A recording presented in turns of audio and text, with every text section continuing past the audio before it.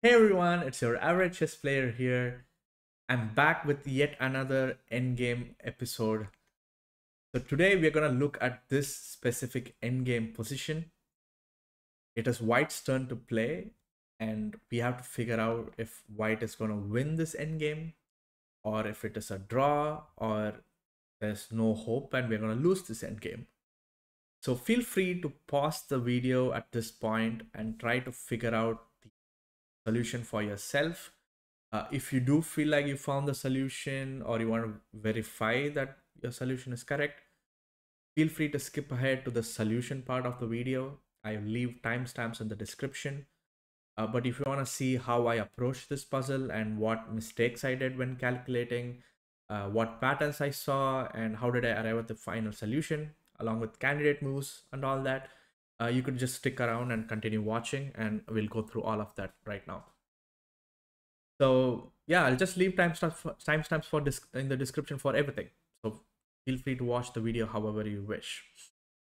So here we're gonna start. It is White's turn to play, like I said, and the board is like facing this way.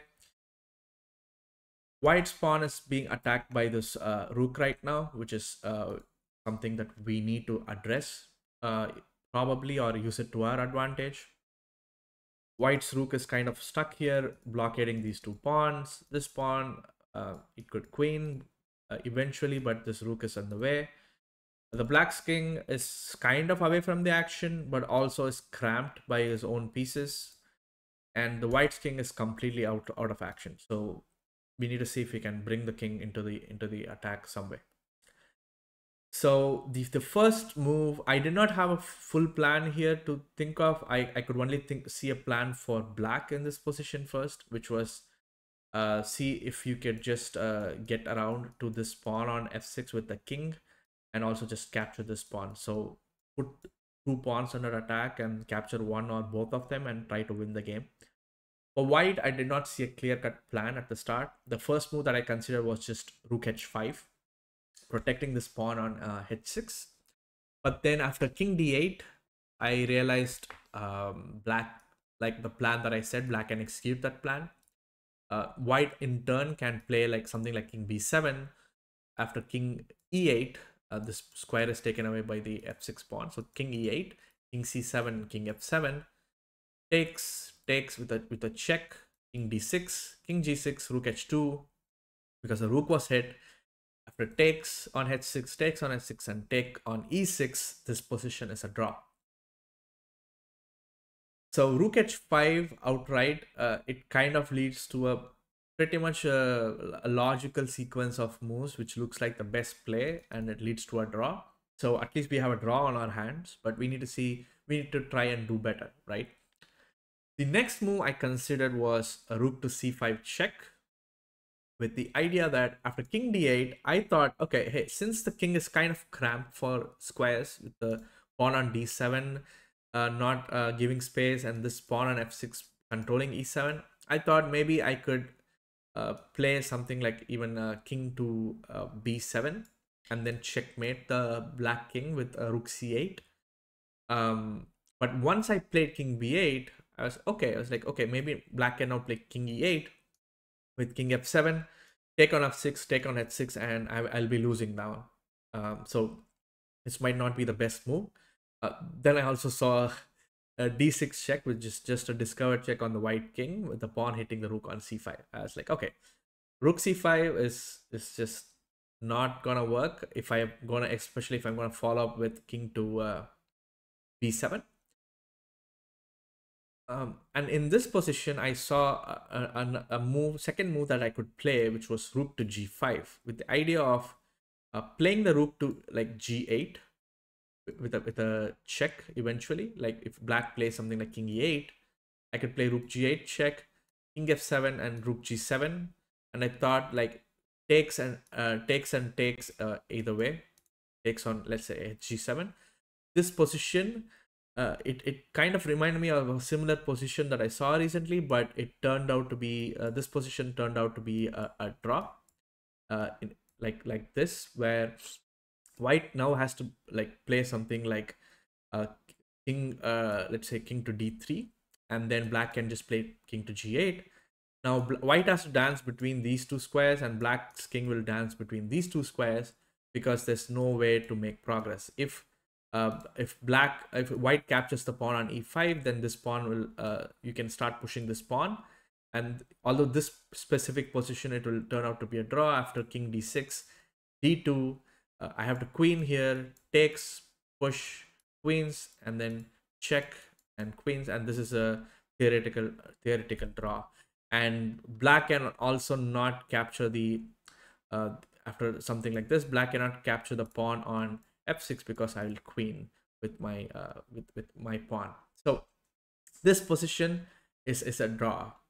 So I thought, okay, rook g5 this way, like I can force on a different type of a draw, but it is a move that I didn't see first immediately. So I was like, okay, if I play rook c5 and I push my king to d8, I'm giving a black a tempo to get to this side of the board, to this pawn. So why not play rook g5 first? And if black plays king d8, I thought, okay, now I can play the move king b6, and then now I'm threatening rook to g8 checkmate. So black is forced to play king e8. Like if black plays something like rook to h8, I can play h7 and then threaten to play rook g8 and exchange the queen, like exchange the rooks this way. And this is a checkmate anyway, because the pawn is controlling this. So it's like, okay, so we're heading somewhere, but black will not play rook h8, will play king e8 to escape the check. But then I can play rook g8 check anyway. And after king f7, rook to g7 check, you have to take, just forced. And here is when I realized a pattern that I saw very recently. In fact, this pattern came up in my previous video, and this was a surprise for me, because after not fg7, hg7, the moment I saw hg7 and how these pawns are gonna move, I realized this position is right out of my previous video. I'll leave a link to that if in case you want to check that out, because I have a full analysis over there. But I'll show you what the position is. So after takes, e5, king to c5, e4, not king d4, king to c4, because king d4 will result in a draw, and I'll show you that. But king to c4, d5, and king d4, and this is a winning endgame for white. And this exact position was there in my previous video, and I was really like, I was happy that I could see the pattern from afar, and that again, studying endgames is like helping. King g8 here, and the move here is just king e3. At this point, I didn't have to think much because I already knew the sequence of moves. After king f7, king f4, king g8, you can just play king g5. Till now, you are worried about this pawn queening. That's why we didn't play king e5, and we came to the this part of the board this way, because we want to get access to g5. So now we can play king g5, and king f7, h7, or e3, all of them lose. E3 loses to this pretty checkmate with on f7 after e2. And if you play something like king f7 instead of e3, I will now play king h6 after push. I'll play king h7, e2, queens. You take on f6, then I play queen g3 or queen e8, and I take this pawn and eventually take the pawn on d5 or whatever's on the d5. So far, so good. I'll just show one more thing and then we'll head back into the main variation. Here, if you play king d4 and after d5, it is the same position, but it is white's turn to play. If it is white's turn to play, the black king will be in f7 when we do the whole thing. So king g8, king f4, king f7 again. I can play king g5. I can, but because black did not waste a move, if I do the same sequence of moves, black will queen first before we do, and then black is the one playing for a win, and this is again like a theoretical draw. I covered this video in my previous video. Sorry, covered this position in my previous video. So that's why king d4 cannot be played. King c4 and then king d4. Okay, Going all the way back, Rook g5, king d8, and king b6 is what we saw and what we said, hey, this is a winning variation. But there's one small mistake here, which I realized after I saw all this, which is if in this position, black is not forced to play king d8. If black plays something like rook h6, we could just play like f7 if you want, but just king b6 again is just winning because you're threatening checkmate. After rook h8, I can play f7 and rook f8, rook g8. We get this position where we are playing a rook against a pawn and we are winning. Again, not this is not what I wanted to show. Black's best defense in this position is just king c7, and none of our plans work. Like we have to probably play rook c5. Black can now even play king d8. Now we have to go back to rook g5, which is the variation we saw first, or we just play rook h5 and king d8, which is the first variation we saw.